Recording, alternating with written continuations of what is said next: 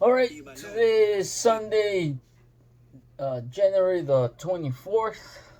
It is very early in the morning. It is 6:57 a.m. I'm about to be 7 a.m.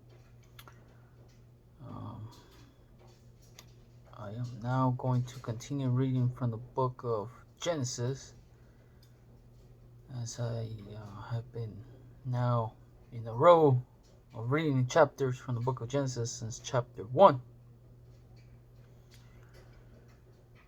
And the goal is to try to finish the book of Genesis before January by reading extra chapters, but only one chapter is being uploaded at a time. In this way, each chapter can be always reviewed back and forth very easily. So here we go. From the scriptures that lead to the Holy Bible, this is the book of Genesis, chapter 15. Chapter 15 reads, the Lord's covenant with Abram. After this, the word of the Lord, after Abraham's rescued Lot, as we read yesterday, chapter 14. After this, the word of the Lord came to Abram in a vision. Verse 2 says, do not be afraid, Abram. I am your shield, your very great reward. But Abram said, Sovereign Lord, what can you give me, since I remain childless, and the one who will inherit my estate is Eliezer of Damascus? And Abram said, you have given me no children, so a servant in my household will be my heir.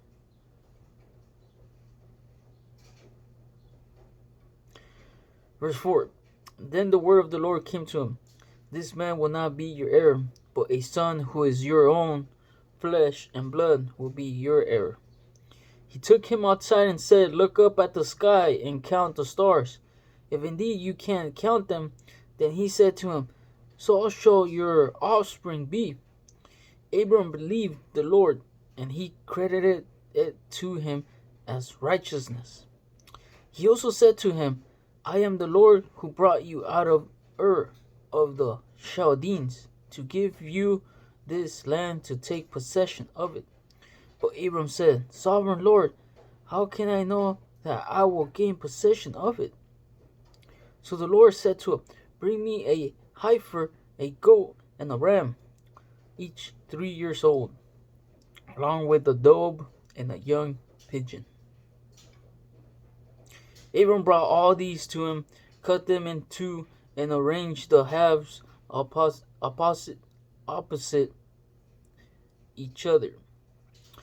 The birds, however, did not cut in half. Then birds of prey came down on the carcasses, but Abram drove them away.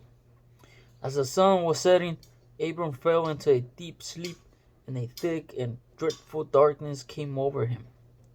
Then the Lord said to him, know for certain that for 400 years your descendants will be strangers in a country not their own, and that they will be enslaved and mistreated there. But I will punish the nation they serve as slaves, and afterward they will come out with great possessions. You, however, will go to your ancestors in peace and be buried at a good old age. In the 4th generation your descendants will come back here, for the sin of the Amorites has not yet reached its full measure. When the sun had set and darkness had fallen, a smoking firepot with a blazing torch appeared and passed between the pieces.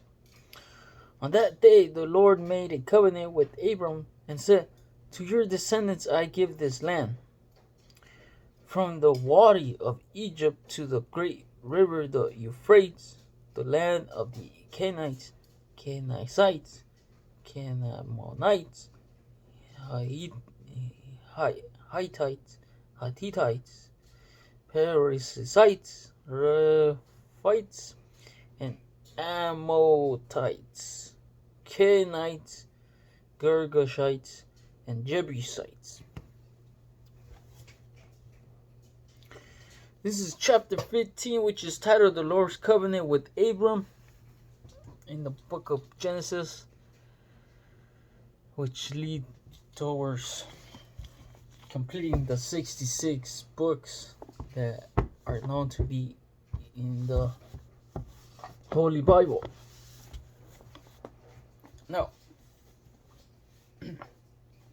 this is the New International Version. I've chosen New International Version because there is a very interesting point in the copyrights use of permission and publication in the beginning. The NIV has 4 publications: one in 1973, one in 1978, one in 1984, and the last one was a 2011. So this means that in 1973, this Bible was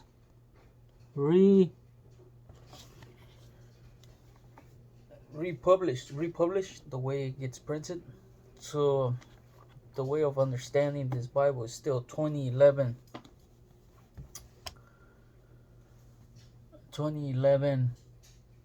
interpretation of letting people who buy the 2011. This is a 2011 version of the New International Version NIV Bible. What does that mean?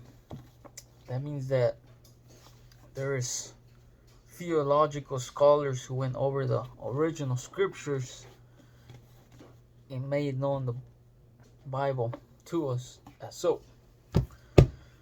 So therefore, that's chapter 15, which is Abram's covenant, the Lord's covenant with Abram, which is chapter 15. Until next chapter.